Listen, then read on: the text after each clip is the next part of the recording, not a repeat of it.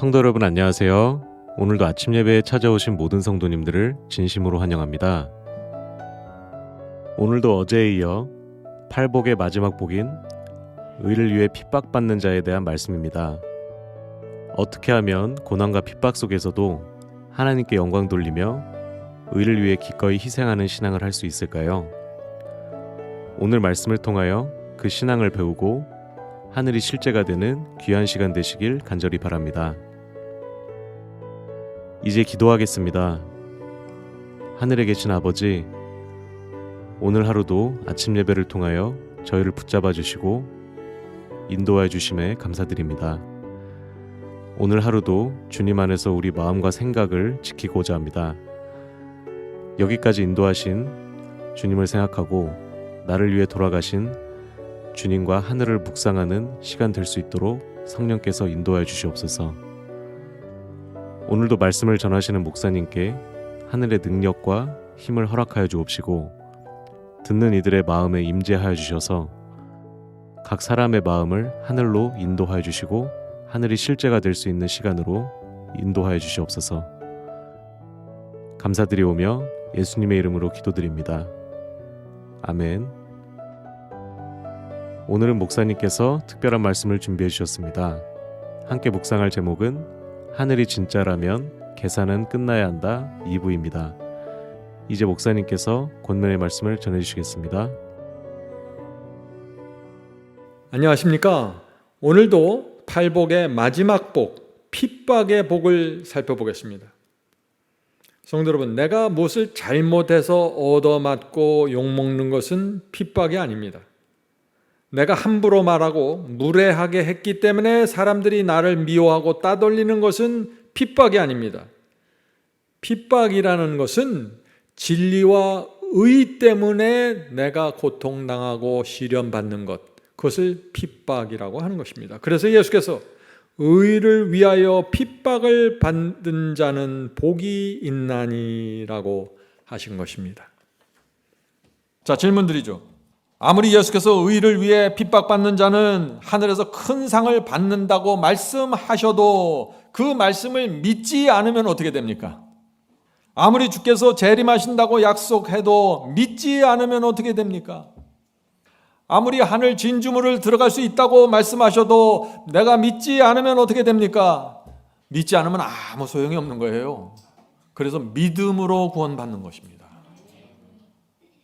제가 여러분에게 지금 이 건물 옥상에 올라가면 제가 지금 당장 10억 원을 주겠다고 약속하면은 여러분 중에 몇 명이 옥상에 올라갈까요? 제 말을 믿는 분들은 당장 일어나서 옥상에 뛰어 올라가겠죠. 그런데 믿지 않는 분들은 어떻게 될까요? 발가락 하나 움직이지 않습니다. 이것이 믿음입니다. 10억 원 주겠다는 제 약속을 믿으면 엘리베이터가 고장나도 올라갑니다. 어떤 핍박과 고통과 반대가 있어도 옥상에 올라갑니다. 분명한 목적이 있기 때문이죠. 계산이 끝난 것입니다. 성도 여러분, 믿음이 무엇입니까? 믿음은 파워입니다. 정말 믿으면 파워가 생기고 힘이 나고 움직입니다. 그래서 믿으면 순종하고 믿으면 핍박도 기쁨으로 받고 믿으면 모든 것을 이기고 극복한다는 것입니다. 이것이 성경의 기별이에요. 믿음으로 말미암아 얻게 되는 것입니다. 하늘에는 영원한 행복이 있습니다. 하늘에는 영원한 행복이에요. 천사들과 함께 영원히 우주를 여행합니다. 하늘에 가면 아담과 하와를 만납니다. 에녹과 노아도 거기에 있습니다. 12제자와 바울과 내가 손을 잡고 우리가 손을 잡고 이야기 나눌 수 있습니다. 하나님 그리스도 성령님과 함께 실컷 대화하고 묻고 싶은 질문 모두 던질 수 있습니다. 하늘은 그런 곳이에요. 근데 왜 자꾸 주저주저해요? 계산이 끝나지 않았다는 것입니다. 하늘이 실체라는 것을 믿지 않는 것입니다. 그래서 자꾸 주저주저하는 거예요. 세상과 하늘을 비교하면서 마치 세상이 더 크고 귀한 것처럼 착각하는 것입니다. 계산을 똑바로 하셔야 돼요. 성도는 하늘이 정말 실체이고 정말 진짜라면 어떻게 될까요? 가난, 핍박 다 문제 안 됩니다. 사탄이 어떤 공격해도 넉넉히 이기게 됩니다. 로마서 8장 37절입니다. 로마서 8장 37절. 이 모든 일에 우리를 사랑하시는 이로 말미암아 우리가 넉넉히 이기느니라. 성도 여러분, 지난 2000년 기독교 역사에서 많은 사람들이 했던 질문이 이것입니다. 정말 우리가 넉넉히 이길 수 있을까요? 겨우 이기는 거 아니에요? 간신히 들어가는 거 아닙니까? 계속해서 이 질문을 하는 것입니다. 왜 그래요? 하늘이 실제가 되지 않았기 때문이죠. 어떤 사람들이 넉넉히 이긴다고 했습니까? 하늘이 실제가 된 사람들입니다. 하나님의 약속을 실제로 믿는 사람들입니다. 그들은 넉넉히 이깁니다. 왜요? 하늘과 땅은 비교할 수 없는 것이기 때문에. 베드로후서 1장 10절 11절입니다. 베드로후서 1장 10절 11절. 형제들아 더욱 힘써 너희 부르심과 택하심을 굳게 하라. 이같이 하면 우리 주 곧 예수 그리스도의 영원한 나라에 들어감을 넉넉히 너희에게 주시리라. 분명하죠? 겨우 간신히 들어가는 거 아닙니다. 넉넉히 하늘 도성에 들어가는 것입니다. 왜요? 하늘과 이 땅은 비교할 수 없기 때문에. 하늘은 엄청난 곳이기 때문에 이 세상은 어두워 보이는 것입니다. 그래서 넉넉히 들어가는 것입니다. 성도 여러분, 여러분의 마음에 하늘은 실제입니까? 실제가 되어야 됩니다. 믿음은 거기서 시작되는 것입니다. 자, 질문을 드리죠. 초대교회 성도들이 로마 황제의 핍박을 받고 사자와 맹수들에게 뜯겨서 죽어갈 때 주님께서 어떤 말씀으로 그들을 위로하셨을까요? 여러분도 생각해 보세요. 그들이 원형극장에 들어가고 그들이 화형대에 매달릴 때 얼마나 그 초대교회 성도들이 기도했을까요? 그때 주님께서 어떤 말씀으로 그들을 위로하셨을까요? 이 질문입니다. 주께서 이렇게 위로하셨을까요? 핍박이 세니 어쩔 수 없다. 너희는 다 연약한 피조물이야. 내가 다 이해한다. 로마 황제에게 굴복하고 살 길을 찾아. 이렇게 조언하셨을까요? 아니죠. 하나님과 사탄의 전쟁에서 그런 말은 있을 수가 없는 것입니다. 주님께서는 우리의 생명보다 우리를 하늘로 데려가는 것이 먼저입니다. 주님께서는 그래서 초대교회 성도들을 이렇게 붙잡아 주신 것입니다. 요한계시록 2장 10절에 그 말씀이 나오죠. 요한계시록 2장 10절입니다. 이게 초대교회 성도들에게 주신 말씀입니다. 내가 장차 받을 고난을 두려워 말라. 볼지어다 마귀가 장차 너희 가운데서 몇 사람을 옥에 던져 시험을 받게 하느니 내가 죽도록 충성하라. 그리하면 내가 생명의 면류관을 내게 주리라. 성도 여러분, 고통 속에서 죽어가는 성도들에게 주께서 주시는 말씀은 아주 단순합니다. 두려워 말라. 죽도록 충성해. 너희는 살려달라고 기도하고 피할 길을 열어달라고 간구하지만 죽기까지 충성해라. 하늘에서 받을 상을 바라보면서 믿음으로 전진해라. 모든 것은 그리스도와 그 하나님께서 책임진다. 너희가 내 말을 믿으면 죽어도 살겠고. 이것이에요. 내가 생명을 줄 거야. 두려워하지 말고 전진해라. 초대교회 성도들은 이 말씀을 믿었습니다. 그래서 수많은 순교자들이 나오는 상황에서 소아시아와 유럽과 아프리카로 복음이 전파되었던 것입니다. 마귀가 우는 사자처럼 돌아다녔지만 성도들을 막을 수 없었던 것입니다.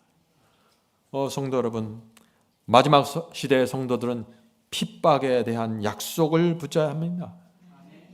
의를 위하여 핍박받는 자는 복이 있나니 천국이 저희 것입니다. 핍박이 오고 사자가 입을 벌리고 돌아와도 천국에 대한 약속을 붙잡고 통과하라는 것입니다. 나를 인하여 너희를 욕하고 핍박으로 거짓으로 너희를 거스려 모든 악한 말을 할 때는 너희에게 복이 있나니 기뻐하고 즐거워하라. 사람들이 너희를 미워하고 그렇게 욕하고 달려들 때 기뻐하라. 너희에게 복이 있는 거야. 왜? 사탄이 너희를 미워하고 있던 증거야. 네가 내 사람이라는 증거야. 지금 그 말씀을 하시는 거예요. 이것이 하나님께서 보시는 인간의 핍박과 고통입니다. 기뻐하고 즐거워하라. 하늘에서 너희 상이 큼이라. 너희 전에 있던 선지자들 이같이 핍박하였느니라. 죽도록 충성하라. 그리하면 생명의 면류관을 내게 주리라. 너희가 땅에서 외국인과 나그네노라 증거하였으니 더 나은 본향을 사모하니 곧 하늘에 있는 것이라. 그러므로 하나님께서 너희 하나님이라 일컬음 받으심을 부끄러워 아니하시고 너희를 위하여 한 성을 예비하셨느니라. 아멘. 성도 여러분, 믿음이 무엇입니까? 하나님의 약속을 믿고 전진하는 것입니다. 믿음이 있으면 그래서 고난과 핍박이 생기더라도 하늘 도성만 바라보며 전진하는 것입니다. 하나님께서 예비하신 그 한 성을 바라보는 것입니다. 히브리서 11장에 그래서 믿음을 이렇게 말합니다. 히브리서 11장 1절 2절입니다. 믿음은 바라는 것들의 실상이요 보지 못하는 것들의 증거이니 선진들이 이로써 증거를 얻었느니라. 믿음은 보이지 않는 하나님의 약속을 믿는 것입니다. 믿음은 보이지 않는 하늘 예루살렘 도성을 믿는 것입니다. 성경의 모든 조상들도 보이지 않는 하늘 도성 바라보면서 그래서 나그네로 산 것입니다. 하늘 도성 바라보니까 이 땅에 있는 것들이 다 의미가 없는 것입니다. 덧없는 것입니다. 그래서 하늘 도성만 계속해서 바라보는 나그네가 된 것입니다. 그래서 마태복음에 예수께서 이런 말씀을 하시는 것입니다. 마태복음 13장 44절 기뻐하여 돌아가서 자기의 소유를 다 팔아 그 밭을 사느니라. 성도 여러분, 하늘 도성이 우리 마음의 실체가 되면 내 인생 모든 것을 팔아서 하나도 아깝지 않게 다 팔아서 진리를 살 수 있는 것입니다. 하늘의 가치는 그런 것입니다. 참 성경에는 다 팔라, 다 사라, 다 바쳐라 이런 말 정말 저 같으면 못할 것 같아요. 근데 하나님께서는 주저없이 그냥 대책 없이 막 쏟아내는 거예요. 이런 말씀을 성경 속에. 왜 그래요? 자신이 있기 때문이에요. 비교해봐, 계산해봐. 너희들이 이익이야. 그 말씀을 하시는 거예요. 우리가 바보가 아니라면 하늘의 상을 놓칠 수 없겠죠. 빌립보서 4장 4절 주 안에서 항상 기뻐하라. 내가 다시 말하노니 기뻐하라. 어떻게 우리가 항상 기뻐할 수 있습니까? 하나님의 약속을 믿기 때문입니다. 하나님께서 결국에는 다 보상해 주시고 원수까지 철저하게 복수해 줄 것을 내가 믿기 때문에 하나님께 다 맡기고 기뻐할 수 있는 것입니다. 하나님 알아서 하세요. 저는 주께서 가라신 길을 갑니다. 믿음으로 의롭게 되는 것입니다. 하나님을 믿고 다 맡기면 의롭게 된다는 것입니다. 믿으면 순종하게 되고 믿으면 고통과 환난 속에서 기뻐하게 되고 믿으면 죄와 세상에 대하여 관심이 사라져버립니다. 왜요? 하늘이 실체가 되었기 때문에 그렇죠. 요한복음 17장 20절 예수께서 믿음을 이렇게 말합니다. 진실로 너희에게 이르노니 만일 너희에게 믿음이 겨자씨 한 알만큼 있어도 이 산을 명하여 여기서 저기로 옮겨지라 하면 옮겨질 것이요 또 너희가 못할 것이 없으리라. 이 믿음에 대한 엄청난 말씀이 여기 있습니다. 근데 믿음이 굉장히 커야 이것이 가능하나요? 아니요. 믿음이 겨자씨만큼이라도 있으면 이 모든 것이 가능해진다는 것입니다. 믿음은 엄청난 파워입니다. 믿음이 우리 속에 겨자씨만큼이라도 있으면 모든 것을 극복하는 파워가 나온다. 핍박도 이기고 영광으로 받아들이면서 기뻐할 수 있다는 것입니다. 믿음으로 가능하다는 것입니다. 성도 여러분, 믿음이 필요합니까? 믿음으로 하늘 도성을 바라보시고 믿음으로 하늘을 늘 바라보십시오. 거기서 생명이 올라오고 힘이 올라옵니다. 자, 오늘 많은 분들이 이런 질문을 합니다. 주님을 믿고 영접했는데 왜 자꾸 망설이고 갈팡질팡하게 될까요? 성경 말씀을 날마다 읽고 예배드리는데 왜 마음이 자꾸 흔들릴까요? 계산을 끝내지 않아서 그렇습니다. 예수께서는 이 갈팡질팡하는 문제에 대해서 놀라운 말씀을 주셨습니다. 전 젊은 시절에 누가복음 14장에 있는 이 말씀을 읽고서요, 제 신앙에 큰 세워짐을 느끼게 되었습니다. 자, 이 말씀을 꼭 여러분들 묵상하시길 바랍니다. 누가복음 14장 26절부터 33절입니다. 물은 내게 오는 자가 자기 부모와 처자와 형제와 자매와 더욱이 자기 목숨까지 미워하지 아니하면 능히 내 제자가 되지 못하고. 여기 예수께서 엄청난 말씀하시죠. 누구든지 자기 십자가를 지고 나를 따르지 않는 자는 능히 내 제자가 되지 못하리라. 무슨 뜻인가요? 주님의 제자가 되려면 반드시 십자가 져야 한다는 것이죠. 반드시 대가를 지불해야 된다는 것입니다. 그 대가가 뭐예요? 주님을 따르다가 부모와 형제에게 미움을 받을 수도 있고 목숨까지 잃어버릴 수 있다는 것입니다. 그 대가를 지불해야만 내 제자가 될 수 있다는 것입니다. 엄청난 대가가 지불된다. 그러니까 너희들 미리 계산해보고 잘 따져보고 내 제자가 되겠다는 말을 해. 이 말을 하는 것입니다. 자, 계속해서 28절 봅니다. 너희 중에 누가 망대를 세우고자 할진대 자기의 가진 것이 준공하기까지에 족할는지 먼저 앉아 그 비용을 계산하지 아니하겠느냐. 그렇게 아니하여 그 기초만 쌓고 능히 이루지 못하면 보는 자가 다 비웃어 이르되 이 사람이 공사를 시작하고 능히 이루지 못하였다 하리라. 무슨 뜻인지 아시겠죠? 지금 예수님은 쉽게 말해서 이런 말씀을 하시는 것입니다. 큰 집을 짓기 전에 먼저 비용이 얼마나 들어가는지 계산하고 공사를 시작해야 하지 않겠니?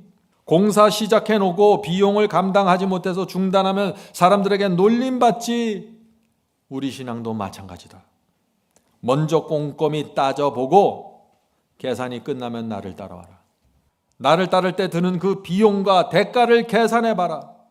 그 계산을 끝내지 않고 나를 따르면 중간에서 자꾸 머뭇거리고 움찔움찔하고 포기하게 된다. 그렇게 되면 사탄과 악령들이 우리를 보면서 놀리지 않겠니? 그 말씀을 하시는 거예요. 성도 여러분, 계산을 끝내야 됩니다. 정말 이 길이 나에게 이익인지 손해인지 계산을 끝내야 되는 것입니다. 31절 보겠습니다. 또 어떤 임금이 다른 임금과 싸우러 갈 때 먼저 앉아 1만 명으로서 저 2만 명을 거느리고 오는 자를 대적할 수 있을까 헤아리지 않겠느냐. 만일 못할 터이면 그가 아직 멀리 있을 때 사신을 보내어 화친을 정할지니라. 이와 같이 너희 중에 누구든지 자기의 모든 소유를 버리지 아니하면 능히 내 제자가 되지 못하리라.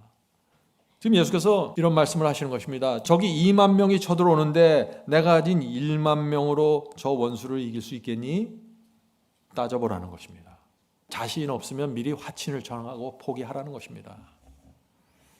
예수님의 결론이 무엇입니까? 그래서 결국 너희 중에 누구든지 자기의 모든 소유를 버리지 아니하면 능히 내 제자가 되지 못하리라. 계속해서 하나님께서는 모든 것 다 팔고 모든 것 다 바치라 계속해서 요구하는 것입니다. 성도 여러분, 모든 소유를 버리지 아니하면 이 말씀이 무슨 뜻이에요? 좋은 것 버리라는 얘기가 아니에요. 천국 가는 길에 방해되는 모든 것, 계획, 야망, 친구, 친척, 소유, 재물, 이 모든 것을 제단에 올려놓으라는 것입니다. 내 것은 하나도 없고 내가 믿는 주님께 다 드리라는 것입니다. 그분이 아름답고 선하신 뜻대로 움직이시도록 허락하시라는 것입니다. 이것이 주님의 제자가 되는 대가라. 성도 여러분, 단 한 사람도 적당히 제자가 될 수 없다는 것입니다. 왜요? 왜 그럴까요? 하나님과 사탄의 전쟁이기 때문에 그렇어요. 전쟁에는 중간이 없어요. 난 중간입니다. 중간 없어요. 이쪽 아니면 저쪽이에요. 하나님 편 아니면 사탄입니다. 그래서 예수께서 내 제자가 되려면 올인하라고, 나에게 올인해달라고 호소하시는 것입니다. 너들이 계속 스파이처럼 왔다 갔다 하면은 도대체 누구 편이냐? 그 얘기를 하시는 것이에요. 아침에 일어나서는 하나님 편에 섰다가 저녁에는 사탄 편에 가서 잠자요. 이래 갖고 되겠니 하는 거예요 지금. 그것이 모든 소유를 버리지 아니하면 이렇게 표현하는 것입니다. 물론 억지로 버릴 수는 없습니다. 그래서 예수께서 버리기 전에 따져보고 계산해보라고 말하는 것입니다. 천국 도성 가는 것이 나에게 행복이 되고 나에게 이익이 되는지 저울대에 올려놓고 계산을 해보셔야 됩니다. 정말 하늘이 모든 것을 희생하고도 얻을 가치가 있는 것인지 따져보셔야 합니다. 충분히 따져보고 계산이 끝났으면 그때부터는 더 이상 뒤돌아보지 말고 순종하십시오. 더 이상 이상한 핑계 대지 마세요. 계산이 끝나지 않는 사람들은 계속해서 흔들리고 갈팡질팡할 것입니다. 그렇게 되면 세상이 비웃을 것이고 하나님께서도 마귀에게 조롱받게 됩니다. 그것은 최악의 경우입니다. 다시 질문드립니다. 이 질문이 오늘 설교의 주제죠. 주님을 믿는다고 고백하는 사람들이 왜 갈팡질팡합니까? 진리가 무엇인지 알면서 왜 순종하지 않습니까? 왜 뜨뜻미지근합니까? 계산을 끝내지 않은 상태에서 주님을 따르려고 하기 때문입니다. 그래서 자꾸 좁은 길 가다가 이렇게 가면 내가 손해보는 거 아니야? 이렇게 되면 내가 너무 희생이 큰 거 아니야? 자꾸 이렇게 생각이 많아지는 것이에요. 그래서 조금만 힘들면 어떻게 돼요? 정말 내가 이 길을 끝까지 갈 수 있을까? 하고 자꾸 뒤돌아보는 것이에요. 계산이 끝나지 않았습니다. 성도 여러분, 오늘 계산 끝내셔야 돼요. 정말 하늘이 존재하는지, 하늘은 정말 여러분이 모든 것을 희생하고라도 얻을 만한 가치가 있는지 계산해 보셔야 된다는 것입니다. 하나님을 믿고 순종하는 것이 내게 손해인지 나에게 엄청난 이익인지 나에게 엄청난 행복인지 나에게 불행인지 따져보라는 것입니다. 더 이상 머뭇거릴 이유가 없습니다. 계산은 단순합니다. 모든 것을 바쳐서 전진하시기 원하면 계산을 끝내라는 것입니다. 여러분이 이 결정을 해야만 여러분의 신앙이 놀라운 수준으로 올라가는 것입니다. 핍박 속에서 승리하는 신앙 말이죠. 마귀가 어처구니가 없어서 돌아갈 것입니다. 계산을 끝낸 사람들 앞에서는 이 말이죠. 여러분들 스스로 질문해 보세요. 이 질문에 대답해 보세요. 하나님은 정말 존재합니까? 하나님께서 정말 우주를 창조하셨고 사람을 만드셨습니까? 진화론이 아니라 창조가 맞습니까? 진짜 영생이 있고 성경 말씀은 진짜입니까? 우리를 무덤에서 꺼내 주실 분은 하나님 한 분밖에 없습니까? 그러면 이 계산 끝내야죠. 우리를 죽음에서 무덤에서 꺼내줄 분이 하나님 한 분이라고 믿는데 왜 우왕좌왕해요? 더 이상 주판을 튕기지 마세요. 하나님의 말씀 앞에서 자꾸 주판을 튕기는 거예요. 내게 이익인가 손해인가. 하나님께 올인하십시오. 그리고 자유롭게 말씀대로 살아가십시오. 계속 질문하겠습니다. 다니엘서와 요한계시록의 예언이 정확하게 이루어졌고 앞으로도 정확하게 성취될 건가요? 그리스도께서 정말 재림하셔서 의인들을 부활시키고 영생을 주십니까? 정말 사탄은 존재하고 하나님과 사탄의 전쟁에서 하나님께서 최후의 승리자가 되십니까? 여러분이 예 그렇습니다. 나는 온 마음을 다해 이것을 믿습니다. 라고 대답하면은요 계산을 끝내야 된다는 것입니다. 대답은 이렇게 하고 계속 주판을 튀기지 마세요. 그러면 계속 갈팡질팡해요. 제가 오랫동안 전도라고 말씀을 전하면서 왜 그럴까 분명히 고백을 했는데 나중에 알고 보니까 계산을 안 끝냈더라고 이분이. 대답은 하고 돌아서서 주판을 계속 튕기는 거예요. 내가 손해가 될 텐데 이건 너무 길이 좁지 않아? 얼마까지 내가 희생해야 돼? 계속 이 생각을 하는 것입니다. 성도들 여러분이 이미 오랜 세월 동안 주님을 믿어왔습니다. 말씀과 성령의 인도로 여기까지 오셨어요. 이제 계산을 끝내시고 온 마음으로 주님을 따르십시오. 자유와 평강 속에서 이 모든 것이 여러분 자신에게 큰 유익이 될 것입니다. 단 하나도 손해보지 않을 것입니다. 이제 말씀을 마치겠습니다. 기독교 역사를 보면요 하나님과 사탄의 전쟁을 봅니다. 12 제자가 복음을 전파하고 진리를 선포하고 그렇게 하자 사탄이 움직였습니다. 공격했어요. 유대교회에서 스데반 집사를 죽였고 큰 핍박이 일어났습니다. 사탄이 한 짓입니다. 하나님께서는 복음을 사마리아 건너편으로 온 세상으로 복음을 퍼지게 하셨습니다. 그래서 복음이 소아시아와 유럽으로 전파됐어요. 사탄은 또 분노해서 움직였습니다. 어떻게 해요? 로마 황제를 데리고 미혹했습니다. 로마 황제가 무섭게 성도들을 핍박하고 화형대로 성도들을 밀어넣습니다. 그 당시 어떤 성도들이 핍박을 이기고 승리했을까요? 계산을 끝낸 성도들입니다. 이 말씀 잘 기억하세요. 이게 무슨 말인지. 계산을 끝낸 성도들입니다. 그래서 그들이 의를 위하여 핍박을 받는 자는 복이 있나니 이 말씀을 붙잡고 승리했던 것입니다. 그때부터 지금까지 2000년이 흘렀습니다. 이제 성경의 마지막 예언이 성취되려고 합니다. 짐승의 표 환난과 그리스도의 재림이 다가옵니다.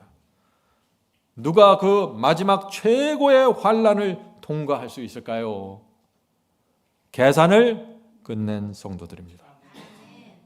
팔복의 마지막 복을 붙잡고 승리합니다. 나를 인하여 너희를 욕하고 핍박하고 거짓으로 너희를 거스려 모든 악한 말을 할 때에는 너희에게 복이 있나니 기뻐하고 즐거워하라. 하늘에서 너희 상이 큼이라. 이 말씀이 마음에 들어가서 새겨진 성도들, 그들이 최후의 승리자가 될 것입니다. 성령께서 우리에게 팔복의 그 마지막 복을 풍성히 내려주시길 제가 간절히 바랍니다. 하늘에 계신 아버지, 저희가 오랫동안 빛과 어두움 사이에 있는 분명한 차이를 보지 못해서 혼돈했습니다. 주여, 이제 저희의 눈에 비늘을 벗겨주셔서 하늘의 실체를 보게 되었습니다. 주여, 이제 저희 인생의 마지막 계산을 끝낼 수 있게 되었습니다. 주여, 마지막 결정을 할 수 있도록 도와주시옵소서. 저희가 주님을 믿는 것이 단 하나의 손해와 희생도 아니라는 사실을 분명하게 보여주시옵소서. 이것은 너무나 위대한 영광이고 승리이고 영생이고 완전한 행복이라는 사실을 저희 마음에 새겨주시옵소서. 잊지 않게 해주시옵소서. 마귀는 이 세상의 영광과 쾌락을 우리 앞에 두고서 혼돈시킵니다. 그런데 하나님께서 말씀을 통해서, 계시를 통해서 하늘을 보여주셔서 감사합니다. 이제 저희가 하늘 가는 나그네로 살기 원합니다. 이 세상 모든 것이 덧없이 사라지고 하나님의 말씀과 하나님의 사랑과 하나님의 성품을 바라보면서 나가겠습니다. 인도해 주시옵소서. 매 순간순간마다 성령께서 저희 양심 속에서 말씀해 주셔서 이 길이 정론이 이 길로 가라고 가르쳐 주시옵소서. 하나님이 저희의 소망입니다. 하나님께서 계시지 않았다면 저희가 어떻게 할 뻔했습니까?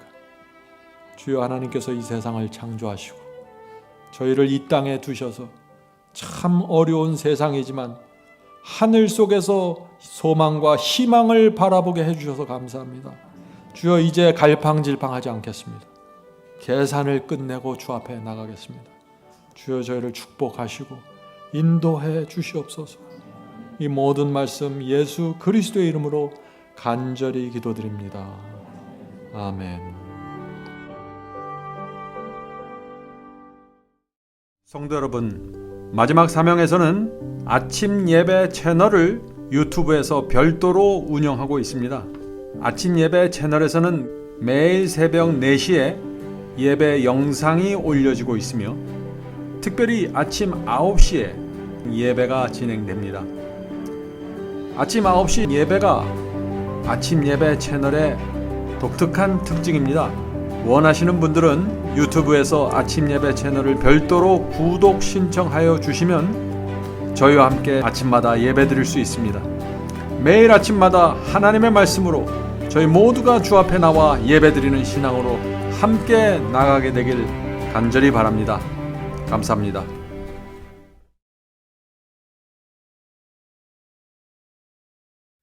대산을 넘어 한국에 가도 빛 가운데로 걸어가면 주께서니